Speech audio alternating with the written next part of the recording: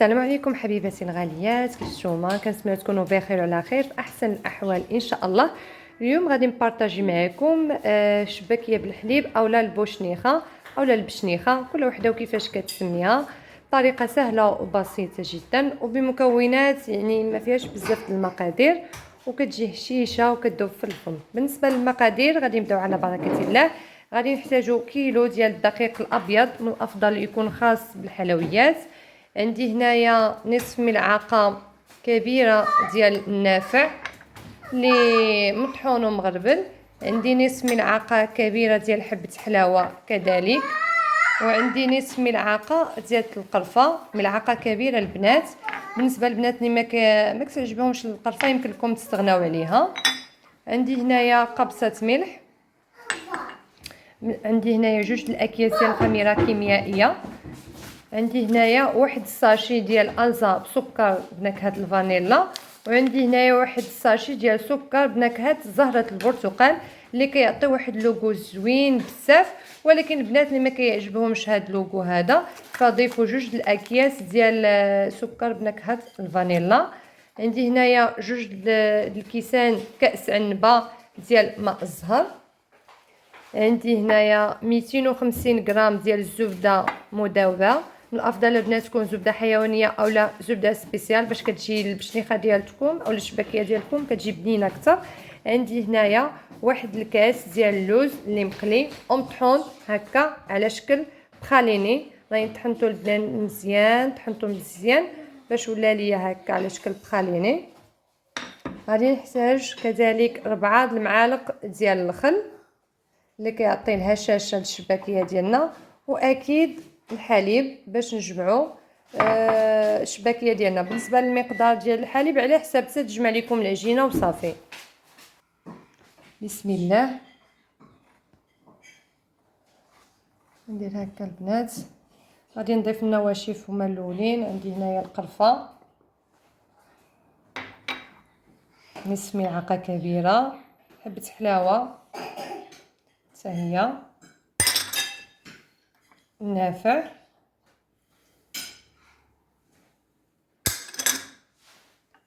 قبصه ملح،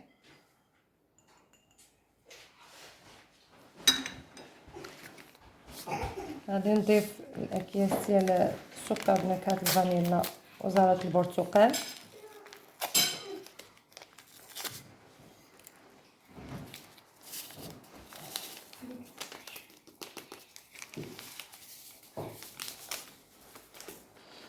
هذا الكيس ديال زهره البرتقال كيعطي واحد المذاق سبيسيال وبنين بزاف. بالنسبه للبنات اللي ما عمركم جربتوه غير جربوها البنات، راه كيجي المذاق واعر. صافي غادي نضيف جوج الاكياس ديال الخميره الكيميائيه 7 غرام.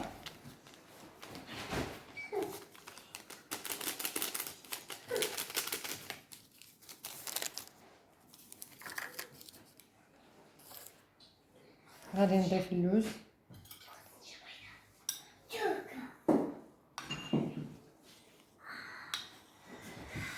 راه مطحونه البنات مزيان. حاولوا ما امكن تطحنوا هكا يعني على شكل بخاليني باش العجينه ديالكم ما تقطعش. غنحاول نخلط البنات هذا الشيء. المهم الا سمعتوا شي صداع ولا شي غوات غير سمحوا لي، راكم عارفين العطله دابا، وانا حتى دابا وصلت انني نحضر تحضيرات رمضان نتقاسمها معكم. حاولوا ما امكن البنات تبسبسوا هذا اللوز، دخلوه مع الدقيق مزيان بهذه الطريقه.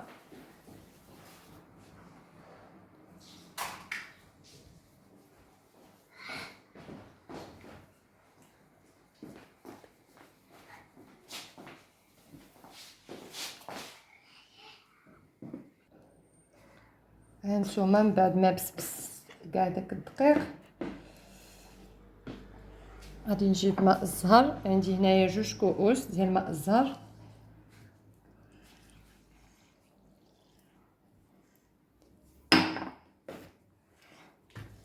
وغادي نجيبو الخل البنات 4 المعالق ديال الخل. الأولى، ثانية، ثالثة، رابعة. نحاول ما يمكن نجمع.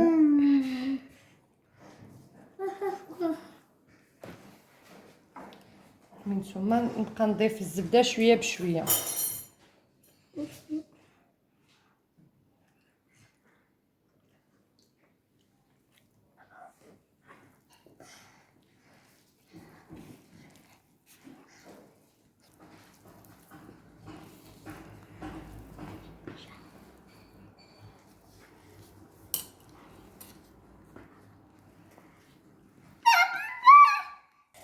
ودابا البنات غادي نجمعو بشويه ديال الحليب ديروا غير القياس باش ما تجيكمش عاوتاني العجينه جاريه. المهم تبقاو نجمعوا. محمد شاف الحليب وقال لكم باب من باب، بغى الحليب اسيدي، قال لكم الحليب ممنوع يدار في الحلوى ولا في الشباكيه يشربوا غير هو.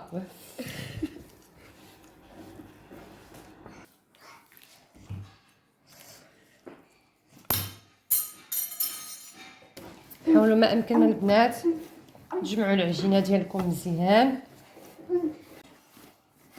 هانتوما البنات العجينه راها ما قاصحه ما جاريه نورمال. غادي نجيب شي موس غادي نقطعها كويرات.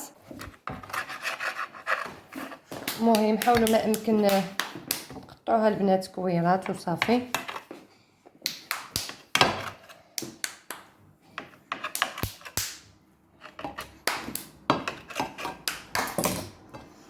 حاولوا ما امكن ديروهم كويرات. غادي نخليوهم يرتاحوا واحد ربع ساعه باش ما تنشفش لكمش العجينه. غادي نديروها في شي بلاستيك بحال هكا. هانتوما غير كويرات عاديين وصافي. نجيب شي بلاستيك غذائي وغادي ندير فيهم الكويرات ديالنا. ايوا نتوما مضرا البنات فين وصلتوا في التحضيرات؟ واش ساليتوا؟ واش عاد ما بديتوا بحالي؟ واش ماما المهم البنات انا ما غاديش نعاود لكم المونتاج، غادي نخلي الفيديو كما هكا. كنتمنى تشجعوني باللايكات ديالكم. ماما ياك محمد. ها هو السي محمد قال لكم خليو لينا اللايك.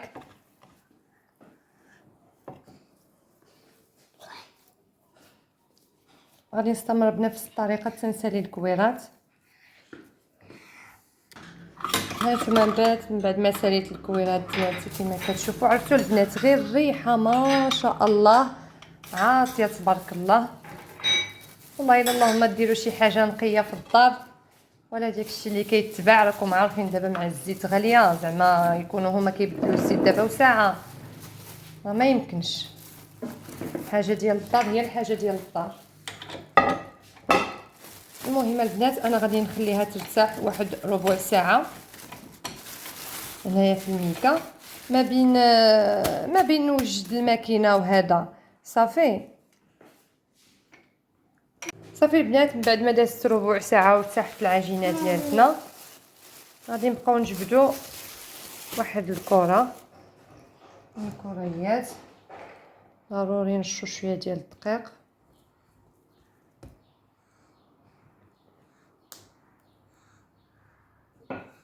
وبالك غادي نحاولوا ما امكن نصلحوها بشكل اللي هو طولي بحال هكا.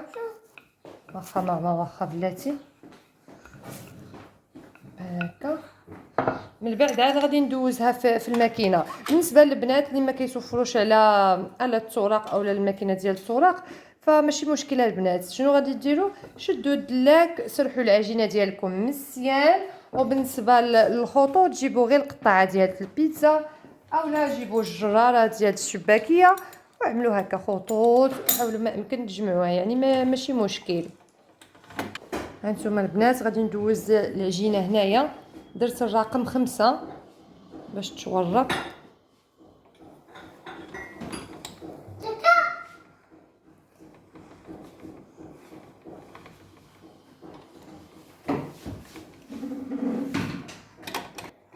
ها هي البنات من بعد ما دوزتها في النمره 5 الوصفه راها كتجي رقيقه بحال هكا.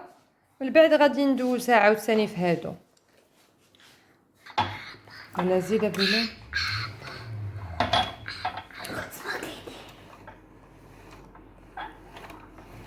حاول ما يمكن هكا واحد اليد تجربيها، واحد اليد راه شاده بها العجينه البنات.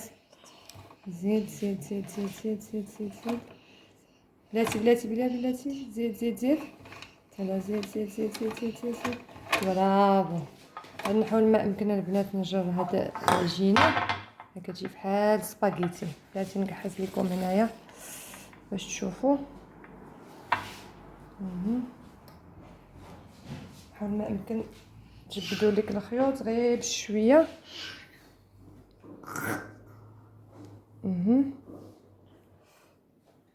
غنقادوها شويه هنايا كتجي بحال سباغيتي. هانتوما بلا العجينه الاخرى ماشي مشكل. هانتوما البنات بحال هذا الشكل هذا حاولوا تقادوهم. بالنسبه للبشنيخه ديالكم نتوما كتحكموا فيها كيفاش كتجي، واش غليظه واش رقيقه. المهم حاولوا ما يمكن تكثروا واحد شويه الخيوط باش كتجيكم على شكل وريضه، كتجي الشكل ديالها مزيان. وغادي نبدا على بركه الله. المهم نبدا لكم هنايا ما حد الصوار كيبان بهذا الشكل هذا، بهذا الشكل هذا. من بعد غادي نجيب واحد الموس. حاولوا ما يمكن ديروا نفس القياس. هنا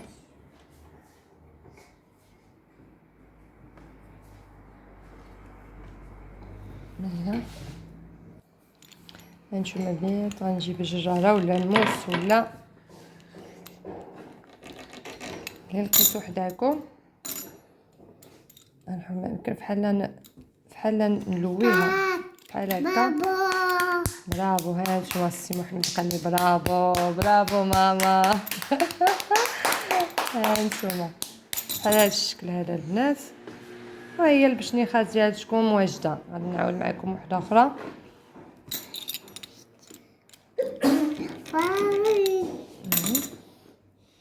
ها هي غادي بحال تلويوها بحال هكا البنات. بحال واحد اليد دورو هكا واحد اليد هكا. ها هي البنات.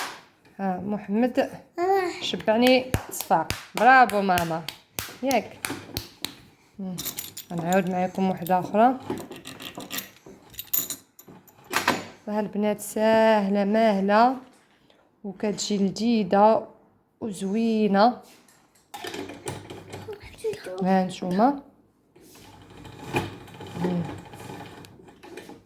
نتوما مهم غادي نستمر بنفس الطريقه تنسالي كاع كميات العجين اللي عندي. غادي نقدر نعاود معكم واحد التسراح. نعاود معكم البنات وحده اخرى. سي محمد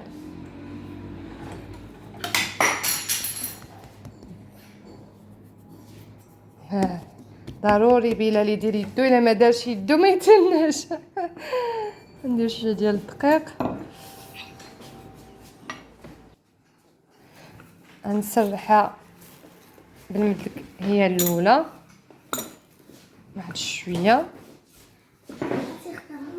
عاد غادي ندوزها البنات في الماكينه.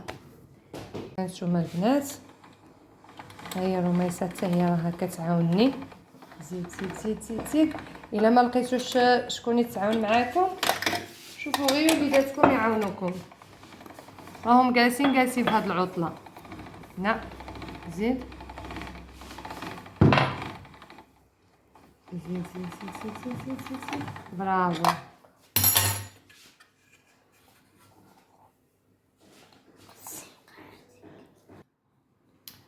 بعد ما سرحتها البنات، بعد ما سرحناها غادي ندير ليها شويه ديال الدقيق ضروري باش ما تلصقش لكم في الماكينه العجينه هكا. ومن بعد ندوزها جهه الخيوط. يلا زيد بلا شد نجر عندك. هانتوما البنات كما كتشوفوا الطريقة. ها هما السباغيتي، شوفوا ما شاء الله. بالنسبه للبنات هنا الكميه ديال الخيوط جاوني بزاف، غادي نقص منهم واحد شويه. وانتم ديروا عندكم ميزانكم. نقص عاود هادو اصلا نخرجوا غير نص صافي. وغادي نبدا شت بهاد الطريقه هادي. غنبدا نقطع.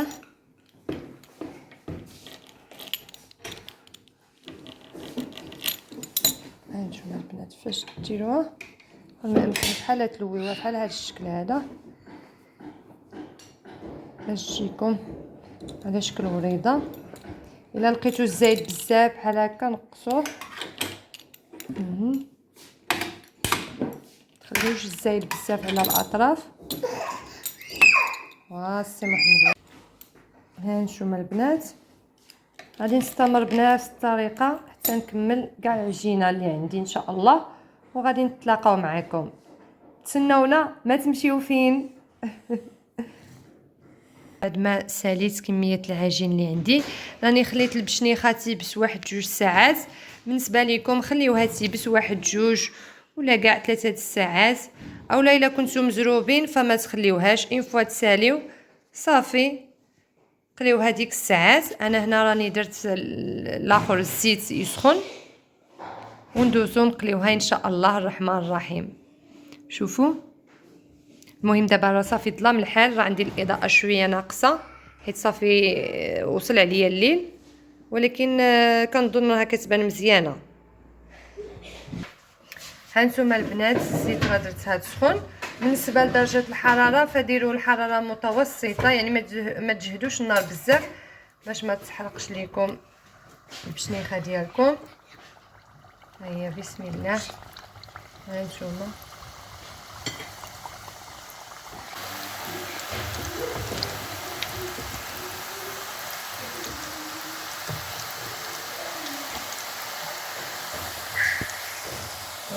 البنات وتبقاو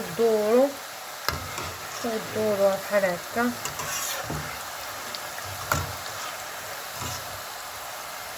تقلبوها حتى تاخذ لكم اللون الذهبي. هانتوما البنات فاش تشوفوها صافي بدات كتذهب بحال هيدا، ما عرفتش واش الاضاءه واضحه لكم. فاش تلقاوها مذهبه صافي حيدوها.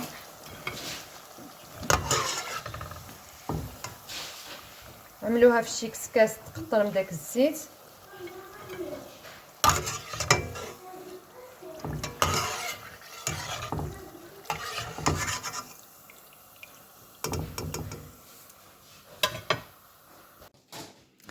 وفي الاخير اخواتي الحبيبات هذه هي البشنيخه ديالتنا، اولا هذه هي الشباكيه ديالتنا بالحليب من بعد ما عسلتها البنات.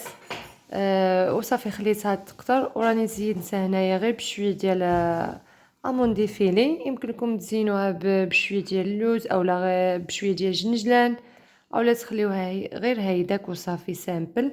راه كتجي زوينه بزاف. كنتمنى تجربوها وتنال اعجابكم، وما تسولياش اللايك والبارطاج مع الاحباب والاصدقاء. وعواشركم مبروكه ورمضان مبارك كريم. الله يدخلوا علينا وعليكم بالصحه والهنا والسلامه وكاع باش تمنيتو ان شاء الله يا ربي الرحمن الرحيم.